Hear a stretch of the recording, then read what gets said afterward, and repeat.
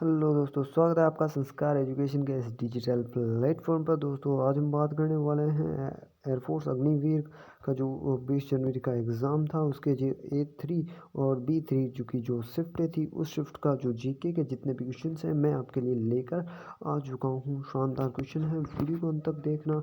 अगर आप चैनल पर नए हैं तो चैनल को कर दीजिए सब्सक्राइब और वीडियो को कर दीजिए एक लाइक। तो चलते हैं और वीडियो को करते हैं स्टार्ट।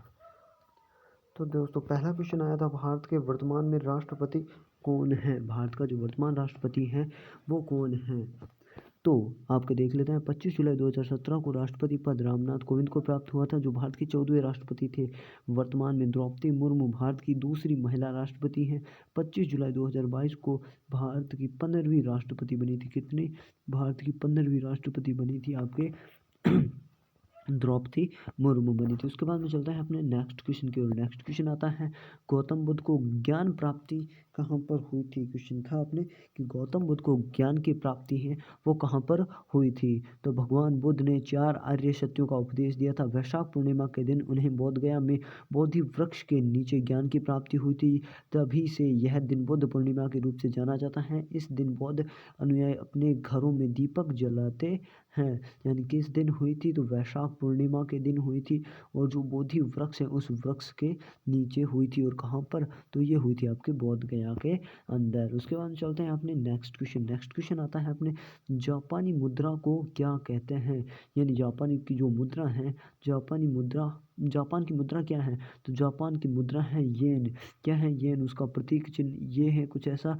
उसके बाद में ये उसका कोड है JPY के संक्षिप्त रूप में जापान की मुद्रा है। यह अमेरिकी डॉलर और यूरो के बाद विदेशी मुद्रा बाजार में तीसरी सबसे बड़ी कारोबारी मुद्रा है। यह आरक्षित मुद्रा के रूप में भी अमेरिकी डॉलर, यूरो और पाउंड स्टर्लिंग के बाद व्यापक रूप से इस्तेमाल की जाती है। यानी तीसरी सबसे बड़ी का मतलब है अमेरिका का डॉलर और यूरो है। उसके बाद में पूरे विश्व में तीसरी चलने वाली जो मुद्रा है, यानी सारे देशों में चल सकती है, वो आपके हैं येन। कौन है? येन है। वो डॉलर और यूरो के बाद में चलने वाली तीसरी सबसे बड़ी मुद्रा है और जापान की मुद्रा का नाम है आपके येन। उसके बाद में चलते हैं नेक्स्ट क्वेश्चन की ओर।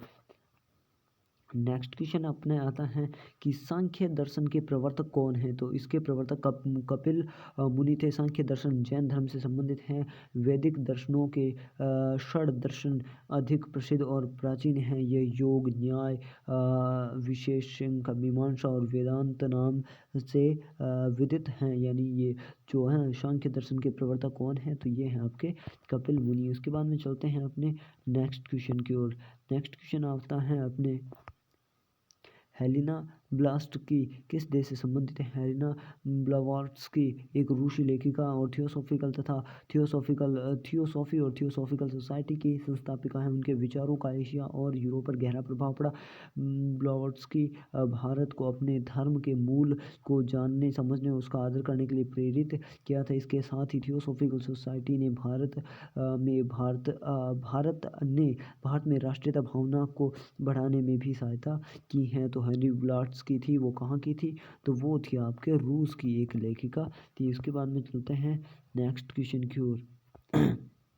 नेक्स्ट क्वेश्चन आता है कि भारत का 16वां अटॉर्नी जनरल कौन थे? ये क्वेश्चन आपके आया था कि भारत के 16वें अटॉर्नी जनरल कौन है? भारत के वर्तमान अटॉर्नी जनरल R वेंकटरमन है। ने 1 अक्टूबर 2022 से 3 साल के लिए नियुक्त किया गया। ये भारत के 16वें अटॉर्नी जनरल हैं।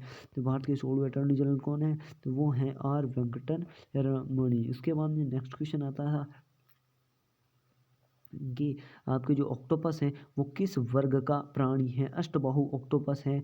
वो आपके मोलस्का संघ का एक समुद्री प्राणी है। यह रात्रिचर जीव डेलीफिश भी कहते हैं, यानी जिस जीव को डेलीफिश भी कहते हैं। इस संघ में घोंगा, सीप, शंख आदि जीव हैं। अष्टबाहु की गणना शीर्षपाद वर्ग में की जाती है, यानी ऑक्टोपस की गणना है वो शीर्षपाद के अंदर की जाती है। उसके बाद में आता है नेक्स्ट क्वेश्चन, कौन सा महासागर एस आकार का है। तो कौन सा महासागर है उसका आकार आपके एस के समान है, वो आता है आपके अटलांटिक महासागर। उसके बाद में एक आपके इससे रिलेटेड फैक्ट भी आप देख सकते हैं कि डी के आकार का, किसके, डी के आकार का कौन सा समुंदर है, तो वो है आपके आर्कटिक, जो आर्कटिक ओशन है वो डी के। उसके बाद में एक आता है आपके एम के शेप का, कौन सा है, तो वो आपका इंडियन ओशन यानी हिंद महासागर है, वो आपके एम शेप का है।